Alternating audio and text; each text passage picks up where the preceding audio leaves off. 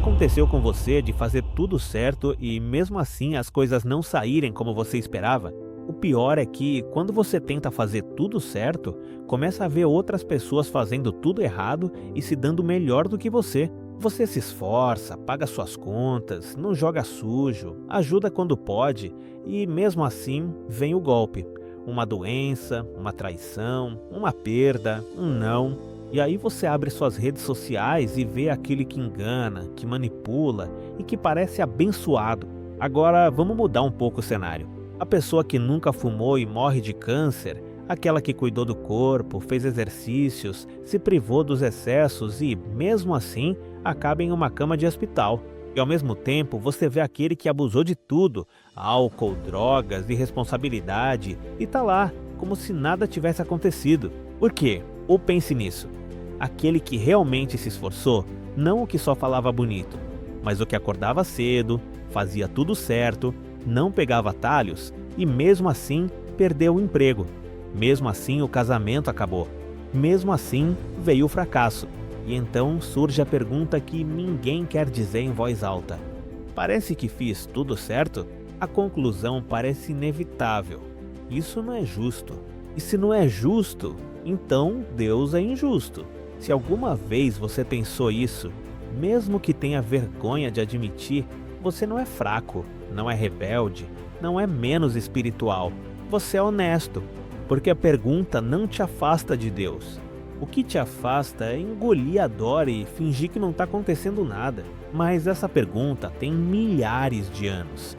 E o surpreendente é que ela não foi feita por pessoas ateias, e sim por pessoas profundamente crentes em Deus. A primeira pessoa estava cansada de ver sempre a mesma coisa. Ela acordava cedo, fazia o que era certo, não passava por cima de ninguém, não se vendia, não se envolvia em fofoca, não manipulava, mas toda vez que olhava ao redor sentia raiva, porque quem está subindo não são os mais íntegros, e sim os mais íntegros, os mais falsos, os que usam as pessoas como degrau para alcançar o que querem. Então, essa pessoa começa a pensar algo que tem medo de dizer.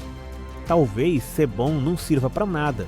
Talvez ser íntegro seja ser bobo. E o mais forte é que vê os injustos em paz, entre aspas, dormindo tranquilos, comendo bem, rindo, como se o universo estivesse recompensando eles. E por dentro essa pessoa se quebra e pensa: eu me esforço e sofro, eles destroem e se dão bem. Essa situação não foi escrita por alguém amargurado na internet, mas sim por alguém de fé em Deus. No Salmo 73, dos versículos 2 ao 3, encontramos algo interessante. Ele confessa que sentiu inveja ao ver como os arrogantes prosperavam. Também no Salmo 73, do versículo 12 ao 13, ele diz que, ao ver a prosperidade e riqueza dos ímpios, lamenta dizendo que não adiantou nada ter se guardado de fazer o mal. Agora, vamos para outro exemplo. A próxima pessoa passou por algo terrível. Apesar de ter levado uma vida íntegra, correta, sendo um bom marido, bom cidadão, bom pai, ele afundou na dor, porque tudo, absolutamente tudo, desmoronou. Todos os seus filhos morreram em um só dia. Ele perdeu todos os seus bens materiais e sua saúde foi destruída. Ele está sentindo uma dor real e, em certo momento, explode por dentro. O que eu fiz para merecer isso? Por que eu? Onde você estava, Deus? E é aqui que muitos acreditam que uma pessoa de fé não fala dessa maneira, mas isso é mentira. Sua situação é tão terrível que ele chega a amaldiçoar o dia em que nasceu. Jó capítulo 13, versículo 1. A pessoa seguinte era inocente de tudo, justa, santa, alguém que curava, que erguia, que acolhia os quebrantados, que nunca jogava sujo, que nunca se aproveitava e, no entanto, acabou quebrada.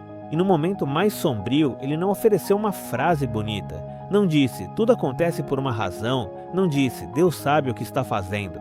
Não, em Mateus 27, 46 e Marcos 15, 34, encontramos estas palavras: Deus meu, por que me desamparaste? Você está vendo o que está acontecendo? Suas perguntas não são novas. Sua dor não é estranha. E a Bíblia não é um livro para pessoas que nunca se quebram. É um livro para pessoas que se quebram e mesmo assim não desistem. Eu sei o que às vezes te dizem quando você enfrenta situações difíceis ou terríveis. Palavras como: tudo acontece por um motivo, Deus precisava de um anjo, talvez seja por falta de fé sua. Essas são as frases que muitos usam e que às vezes você e eu também usamos. Então hoje, eu não vim te dar uma explicação bonita, vim te dar algo melhor, uma forma de se manter de pé quando não há resposta.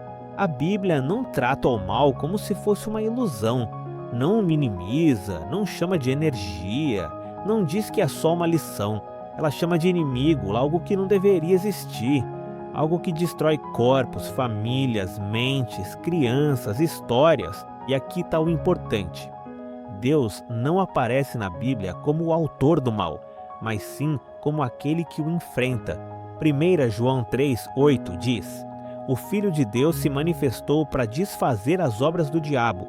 Em João 10,10 diz que o ladrão vem para destruir, mas Cristo vem para que tenhamos vida. Em Apocalipse 21,4 nos diz que não haverá mais morte, nem choro, nem dor. Se você odeia o mal, não está lutando contra Deus. Está sentindo o mesmo que o coração de Deus sente diante do mal. Agora vem a parte difícil.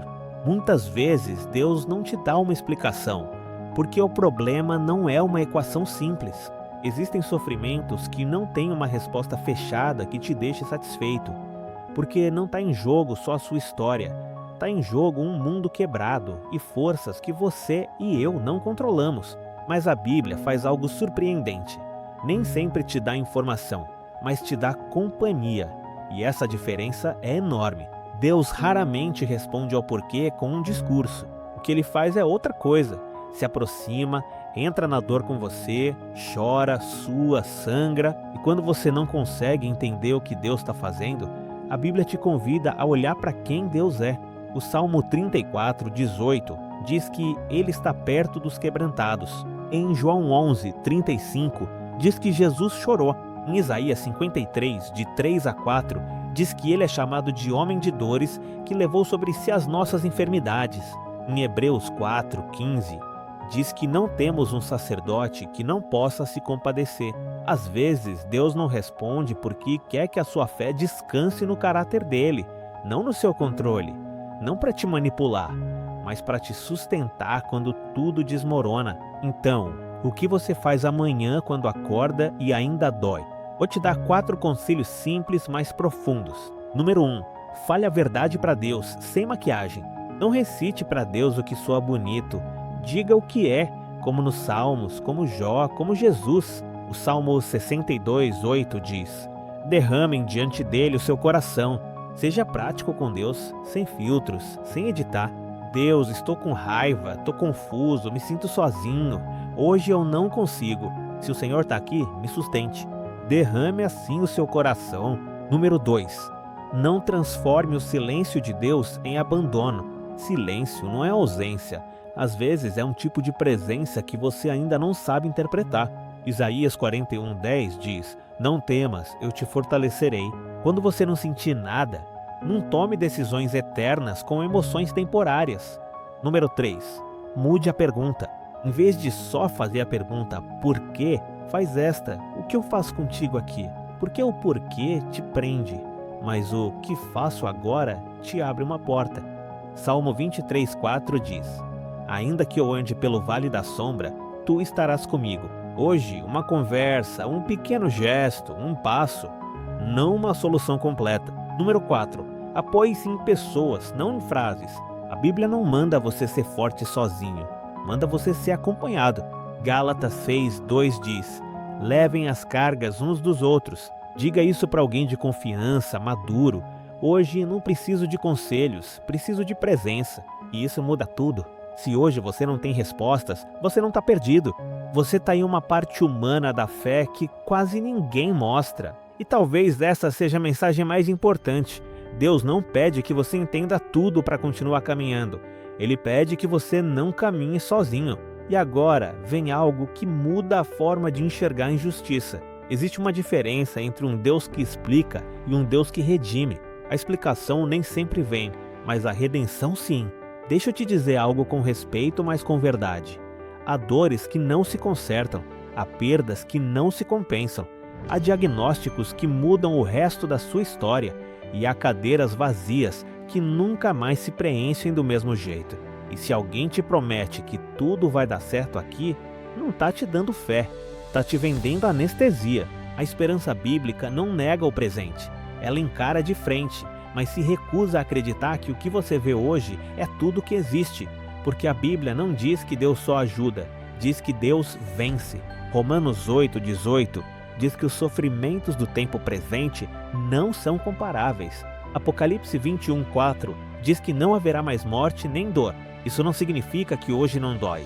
Significa que a sua dor não tem autoridade para escrever o final da sua história. Quando a Bíblia diz que Deus redime, não está dizendo que Deus vai te devolver exatamente a vida que você perdeu. Está dizendo algo ainda mais forte, que o mal não vai ter a última palavra.